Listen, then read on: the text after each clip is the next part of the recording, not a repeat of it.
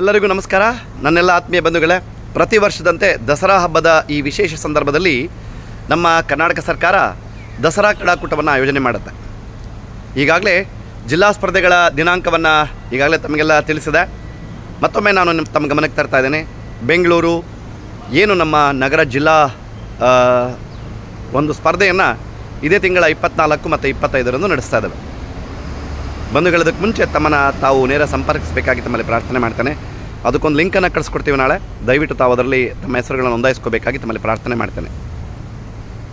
ಇನ್ನು ತದನಂತರ ನಮ್ಮ ಏನು ರಾಜ್ಯ ಮಟ್ಟದ ಸ್ಪರ್ಧೆ ಅಕ್ಟೋಬರ್ ತಿಂಗಳ ಮೊದಲ ವಾರದಲ್ಲಿ ನಡೆಯುತ್ತೆ. ಅದೆಲ್ಲ ತಮಗೆ ಗೊತ್ತಿರತಕ್ಕಂಥದ್ದೇ. ಮೈಸೂರು ನಗರ ಏನು ನಮ್ಮ ಯುವ ಸಬಲೀಕರಣ ಮತ್ತು ಕ್ರೀಡಾ ಇಲಾಖೆಯ ಒಂದು ಕ್ರೀಡಾಂಗಣದಲ್ಲಿ ಅದು ಉದ್ಘಾಟನೆಗೊಂಡು ನಂತರ ನಮ್ಮ ಸ್ಪರ್ಧೆಯ ಸ್ಥಳಗಳನ್ನು ಮತ್ತು ದಿನಾಂಕಗಳನ್ನು ನಾವು ತಿಳಿಸ್ತೇವೆ.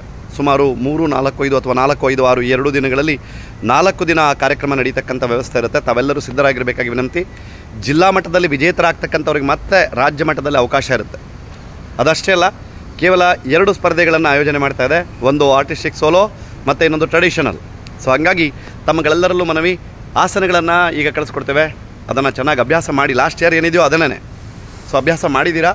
ನಾನು ಮತ್ತೊಮ್ಮೆ ಕಳಿಸ್ಕೊಡ್ತಕ್ಕಂಥ ವ್ಯವಸ್ಥೆ ಇರುತ್ತೆ ನಾಳೆ.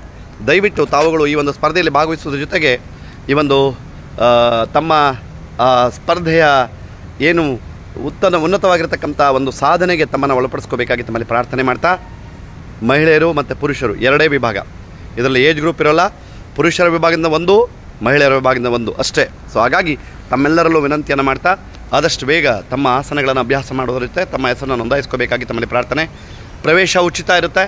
ಯಾವುದೇ ಆರ್ಥಿಕವಾಗಿರ್ತಕ್ಕಂಥ ಪ್ರವೇಶ ಶುಲ್ಕ ಇರೋದಿಲ್ಲ. ಹಾಗಾಗಿ ತಾವೆಲ್ಲರೂ ಸಹ ಈ ಒಂದು ಸ್ಪರ್ಧೆಯಲ್ಲಿ ಭಾಗವಹಿಸೋ ಜೊತೆಗೆ ತಮ್ಮ ಒಂದು ಉನ್ನತ ಮಟ್ಟದ ಸಾಧನೆಗೆ ತಮ್ಮನ್ನು ಹೊರೆ ಹಚ್ಚುವ ಕೆಲಸವನ್ನು ಮಾಡಬೇಕಾಗಿ ತಮ್ಮಲ್ಲಿ ಪ್ರಾರ್ಥನೆ ಮಾಡ್ತಾ, ಎಲ್ಲ ನಿರ್ಣಾಯಕರಲ್ಲಿ ವಿನಂತಿ, ತಾವುಗಳು ಆ ಒಂದು ಜಿಲ್ಲಾ ಸ್ಪರ್ಧೆಯ ವ್ಯವಸ್ಥೆಗೆ ಸಹಕರಿಸಬೇಕಾಗಿ ತಮ್ಮಲ್ಲಿ ಪ್ರಾರ್ಥನೆ ಮಾಡ್ತಾ, ತಮ್ಮೆಲ್ಲರಿಗೂ ಮತ್ತೊಮ್ಮೆ ಕರ್ನಾಟಕ ಯೋಗಾಸನ ಕ್ರೀಡಾ ಸಂಸ್ಥೆ ಪರವಾಗಿ, ಯುವ ಸಬಲೀಕರಣ ಮತ್ತು ಕ್ರೀಡಾ ಇಲಾಖೆಯ ಪರವಾಗಿ ತಮ್ಮೆಲ್ಲರಿಗೂ ಹೃದಯಪೂರ್ವಕ ಅಭಿನಂದನೆಗಳನ್ನು, ಸ್ವಾಗತವನ್ನು ಹಾಗೂ ಶುಭಾಶಯಗಳನ್ನು ಕೊಡ್ತಾ ಇದ್ದೇವೆ. ಧನ್ಯವಾದ. ಶುಭ ದಿನ. ಇನ್ನೊಂದು ವಿಷಯ, ನಾವೀಗ ನಮ್ಮ ತಂಡ ಏಷ್ಯನ್ ಪೆಸಿಫಿಕ್ ಚಾಂಪಿಯನ್ಶಿಪ್ನ ಸಮಗ್ರ ಪ್ರಶಸ್ತಿಯನ್ನು ಪಡೆದು ಬೆಂಗಳೂರಿಗೆ ವಾಪಸ್ ಆಗ್ತಾ ಇದೆ. ನಾಳೆ ನಾವು ಬ್ಯಾಂಕಾಕಿಂದ ಬೆಂಗಳೂರು ಬರ್ತಾ ಇದ್ದೇವೆ. ಸುಮಾರು 21 ಕ್ರೀಡಾಪಟುಗಳಿದ್ದಾರೆ.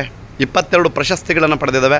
ಸೊ ಹಾಗಾಗಿ ಉನ್ನತವಾಗಿರ್ತಕ್ಕಂಥ ಸ್ಪರ್ಧೆಯಲ್ಲಿ, ಈ ಒಂದು ಸ್ಪರ್ಧೆಯಲ್ಲಿ ಸುಮಾರು 6 ದೇಶಗಳು ಭಾಗವಹಿಸಿದ್ದು. ಸೊ ಹಾಗಾಗಿ ತಮ್ಮೆಲ್ಲರಲ್ಲೂ ನಾನು ನಿವೇದನೆ ಮಾಡ್ತಕ್ಕಂಥದ್ದಿಷ್ಟೇ, ನಿಮ್ಮ ಅಭ್ಯಾಸಗಳನ್ನು ಹೆಚ್ಚು ಮಾಡ್ಕೊಳ್ಳಿ. ಇಂತಹ ಕಾರ್ಯಕ್ರಮಗಳಲ್ಲಿ, ಸ್ಪರ್ಧೆಗಳಲ್ಲಿ ಭಾಗವಹಿಸಿ.